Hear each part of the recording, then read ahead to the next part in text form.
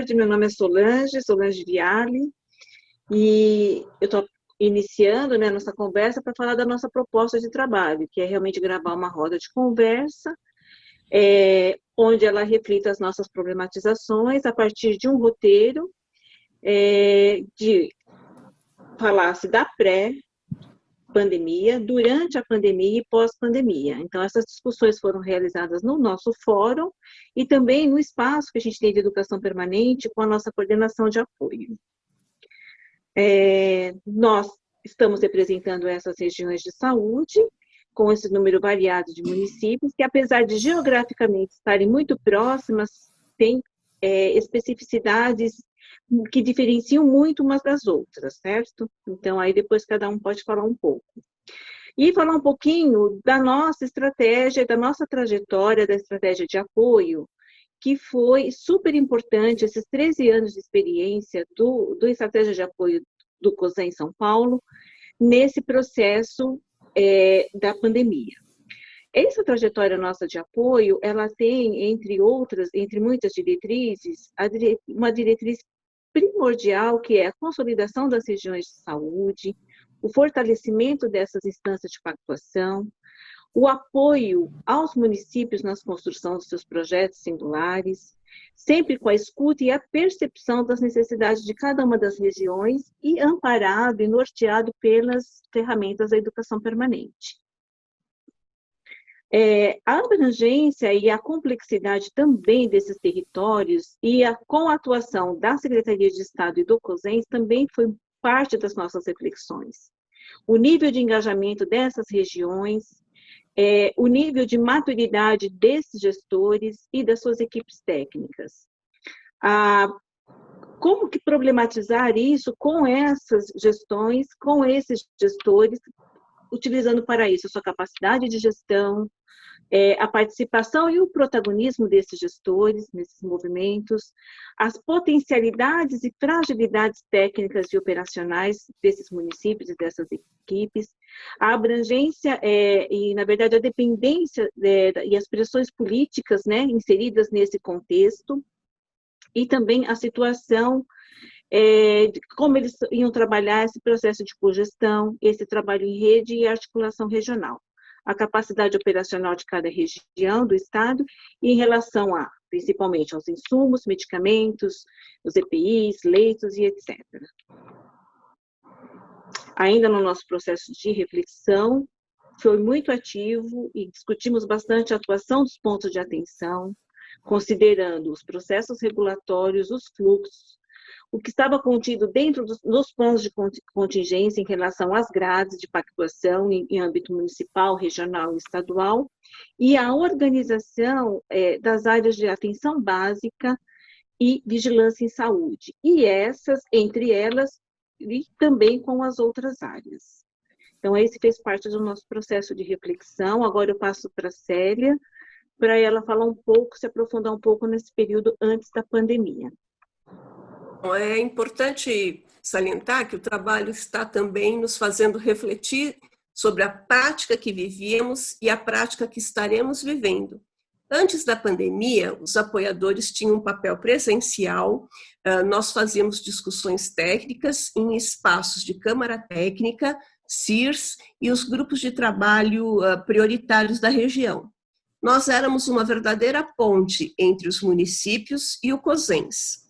As maiores pautas apresentadas nas nossas discussões eram com relação às redes de atenção, o Previne Brasil, porque abordava principalmente o novo financiamento da atenção básica, o Plano Regional Integrado, para poder também estar discutindo as adequações do território, pensando na regionalização, que era uma pauta extremamente prioritária. Usávamos bastante educação permanente, porque precisávamos ter uma melhor escuta dos gestores, uma melhor escuta das equipes técnicas, para que isso pudesse propiciar uma melhor pactuação. É importante salientar que existia uma organização e um planejamento junto com as DRS para que pudéssemos fazer uma boa reflexão e, junto com os atores, propiciar melhores pactuações. Agora, queria que o Estivali pudesse contar para a gente como é que foi no período da pandemia. Pois é, Célia. A pandemia criou para os gestores uma situação de muito medo e insegurança, porque eles não estavam devidamente preparados para estar enfrentando uma doença que, na prática, era completamente desconhecida. Não haviam leitos clínicos nem de UTI suficientes e adaptados para o tratamento dos casos de agravamento que pudessem complicar. Faltavam equipamentos fundamentais, como respiradores, que eram os indicados para esse tipo de tratamento. Inclusive, medicamento para fazer a intubação e a manutenção disso não eram suficientes. Não havia EPI suficiente para que todos os funcionários pudessem estar trabalhando em segurança. As equipes não estavam devidamente ou suficientemente preparados para trabalhar e para a prática no manejo dos pacientes. Em municípios que, inclusive, faltavam já recursos humanos. O fluxo dos pacientes não estava devidamente definido. E o Ministério da Saúde passa a emitir uma série de normas legais em relação a financiamento, em relação à assistência, que não eram claras, gerando muitas dúvidas e mais insegurança ainda nos gestores dos municípios. O esforço do COSENS e do CONASENS em tentar interpretar e esclarecer essas normas foi muito grande. E somava-se a toda essa dificuldade ainda a necessidade de esclarecer a população e poder cuidar dos funcionários que começavam a adoecer. Agora eu peço para que a Márcia possa discutir a questão do apoio neste momento. Obrigada, Estivale. Então, nós passamos da situação que a Célia colocou, né, de uma coisa bem definida, pautas definidas e organizadas, para uma situação desconhecida, como o Estivale apresentou, né, muitas inseguranças, muito desconhecimento, muita insegurança. E aí a gente teve que recriar o apoio, a gente teve que nos adaptar, nos inovar, né. Nós buscamos o entendimento, a compreensão de tudo isso, das muitas portarias, legislações, das notas técnicas, através de lives, webs, mensagens de WhatsApp, reuniões, para a gente poder ampliar a nossa compreensão sobre esse momento, né? Quais as necessidades que a gente tinha nas regiões e como que nós poderíamos organizar o apoio. Como que a gente lidou com a segurança desses gestores, como a gente ainda lida, né? Pela quantidade, né, eles tinham essa segurança pela quantidade de informações que chegavam diariamente, pela falta de informação, diretriz, às vezes, do próprio Ministério da Saúde, da Secretaria de Estado, ou da falta de coesão entre o Ministério e a Secretaria de Estado, com a ausência das diretrizes claras, né? Nós tivemos que ampliar nosso papel técnico, político, regional, principalmente o apoio à gestão municipal, um esforço de que isso se tornasse uma discussão coletiva, uma discussão regional, para a gente fortalecer as instâncias de pactuação regional. As pautas já não eram mais organizadas, definidas. Tinha um grau de variedade e de pontualidade e de emergência, né? Nós tivemos que acompanhar, junto com gestores e técnicos, a evolução epidemiológica e as discussões e estratégias que envolviam, né? A questão do distanciamento social, as notificações dos diversos sistemas envolvidos, a regulação, o monitoramento de leitos, as taxas de ocupação, os problemas de informação, de comunicação e de acessos em toda a rede. O apoio se deu principalmente na construção dos planos de contingência, tanto regionais quanto municipais, que a gente precisou discutir não somente a estruturação dos serviços de urgência e emergência, organização de leitos de UTI e de leitos clínicos, mas de todos os pontos de atenção, da vigilância e da sua interlocução com os outros pontos de atenção. Nós, além das discussões de populações específicas, como a privada de liberdade, os serviços de saúde mental, a população de rua, isso tudo, né, fazendo apoio também aos profissionais de saúde, que incluíam a sua proteção. Também tivemos as ações fora do Covid, que em relação ao acompanhamento das doenças crônicas, imunização gestante, as outras urgências, como lidar com essas situações durante a pandemia, né? Pensar o cuidado levando em consideração toda essa insegurança, os medos e a reorganização de todo o sistema de saúde nas regiões. Nós tivemos que ofertar escuta, troca de experiências, troca de saberes, junto com o DRS, junto com os municípios, a gente fez construções coletivas. Além de tudo isso, nós tivemos uma pressão muito grande dos órgãos de controle, que também tinham a sua segurança, e a pressão da população e do momento político, né, com a proximidade das eleições municipais.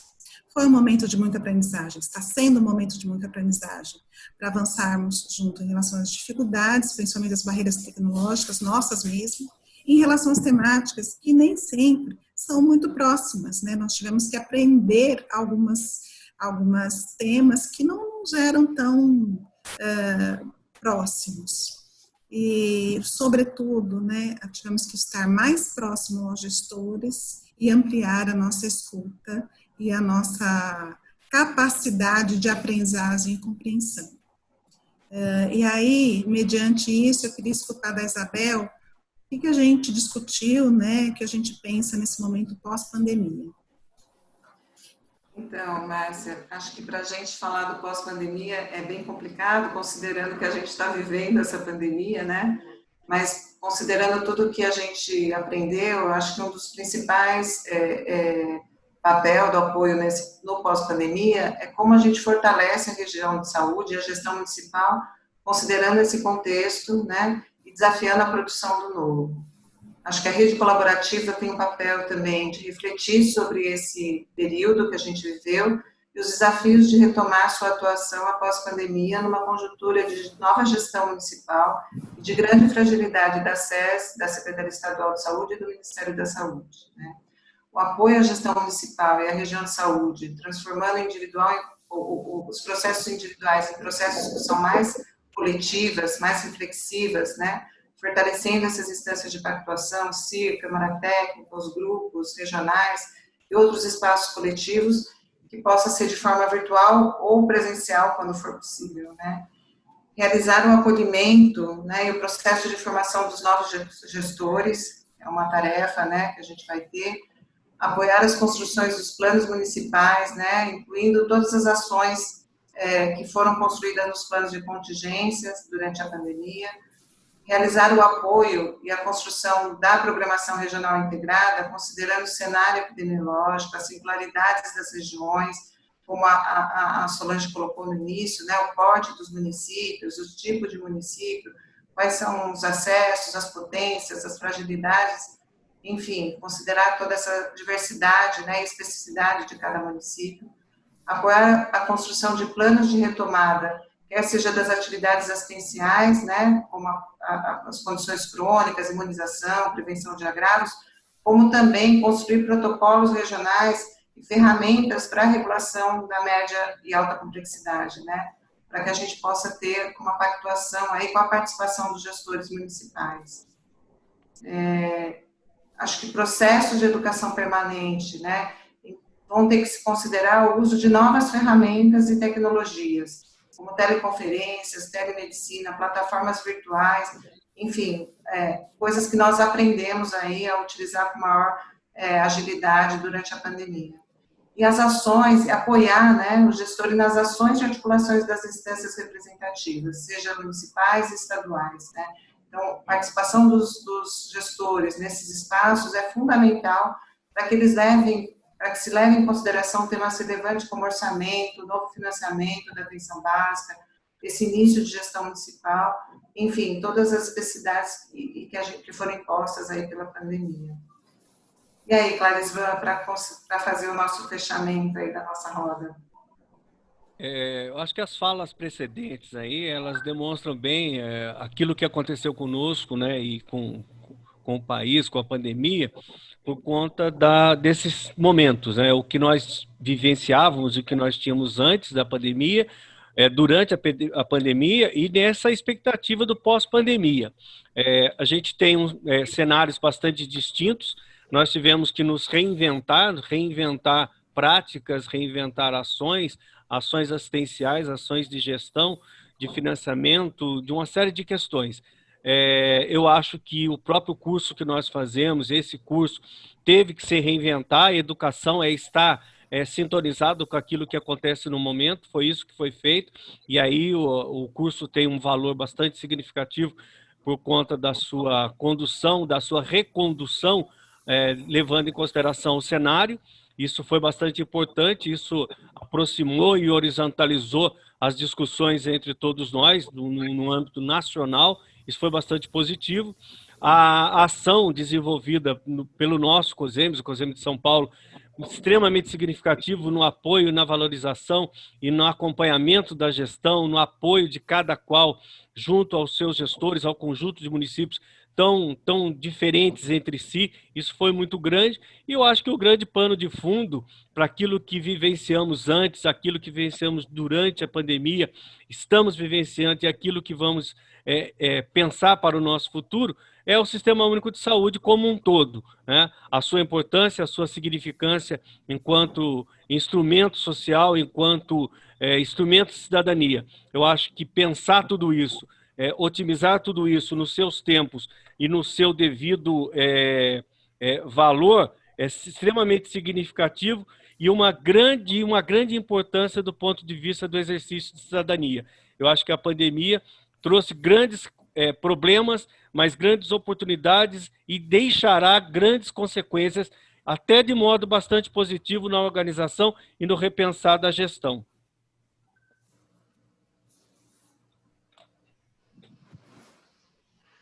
Deu um monte, né? 16 e 14. 16 Mas achei maravilhoso. Nós melhoramos bastante. Maravilhoso. Ficou bom. Eu acho que ganha muito cada qual falando realmente o seu ponto de vista, viu?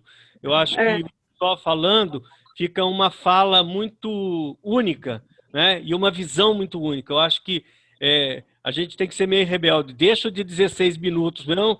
E cada qual juntou a sua experiência, a sua interação, a sua emoção, e isso é muito mais importante. É que não pode, mas... não. Mas eu vou parar aqui a gravação, posso parar já, né? Pode. Então, tá bom. Mas eu achei que foi muito bom, mas vou parar. Eu também acho.